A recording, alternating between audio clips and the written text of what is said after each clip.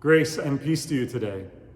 It's exciting to see the steady improvements in COVID numbers with people getting vaccinated and the numbers of infections, hospitalizations, and deaths declining significantly. While we're not completely done with it yet, the cloud that has surrounded us for more than a year is certainly slowly lifting, and you can feel it. Recently, the CDC came out with new recommendations, and North Carolina lifted the mask mandate that's been in place, which has led to our council discussing some changes in our procedures here at Holy Comforter. So beginning Sunday, June 6th, here's what you can expect. We will continue to require masks for indoor events at the church. For some people, this may be disappointing, and we certainly understand that. Our rationale for this decision includes a number of factors, but primarily it's that we have always been a congregation intent on caring for families and children under 12, some of whom have been attending indoor worship, are still not eligible to receive a vaccine. In order to be a congregation welcoming to families and children, as well as to folks who have health conditions that prevent them from receiving the vaccine, we will continue to wear masks indoors at this point.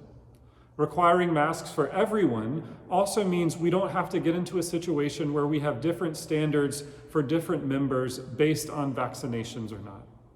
For outdoor events, including worship, we will not require masks as long as people are able to keep some distance from one another.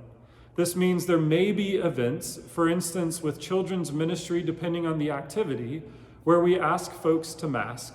But things like outdoor worship and other events will not require them.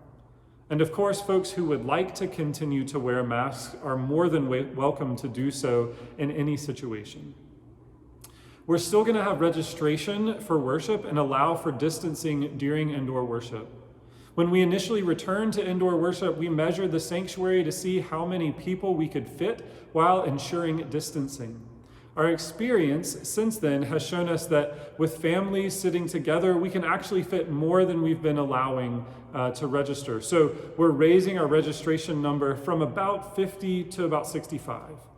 If you didn't register for worship and registration is full on a Sunday morning and you come here, we're going to continue our practice of letting you wait in the overflow area in the fellowship hall. And then if there is room to come in and be seated while still allowing distance from people here, then we'll invite you in to do that.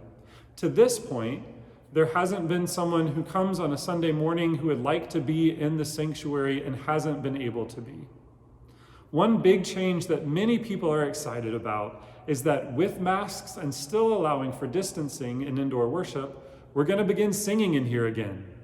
Congregational singing is an important part of worship and praise in the Lutheran tradition, and in our congregation especially so.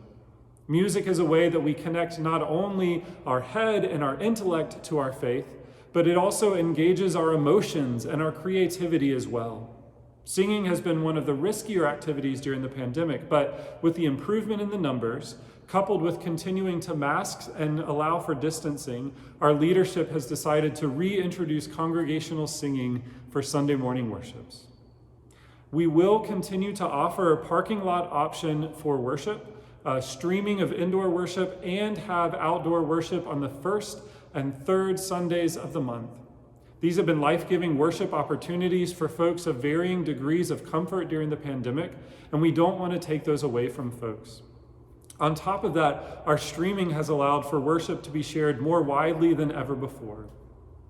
We are excited for and we celebrate the improvements in the COVID numbers in our country and our community, while also holding in prayer those all around the world who continue to struggle with this virus.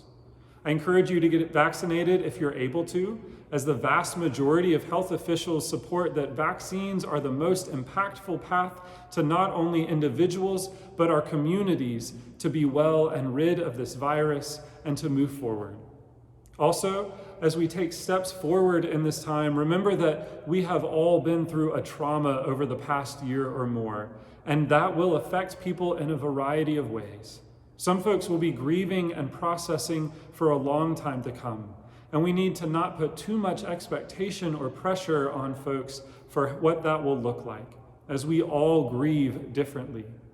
But I do encourage everyone to find ways that they are comfortable in engaging in worship, in community, and in caring for others, because those are core pieces of who God created and called us to be, and they will be central to our healing as individuals and communities. I look forward to singing with you on June 6th. God's peace to you.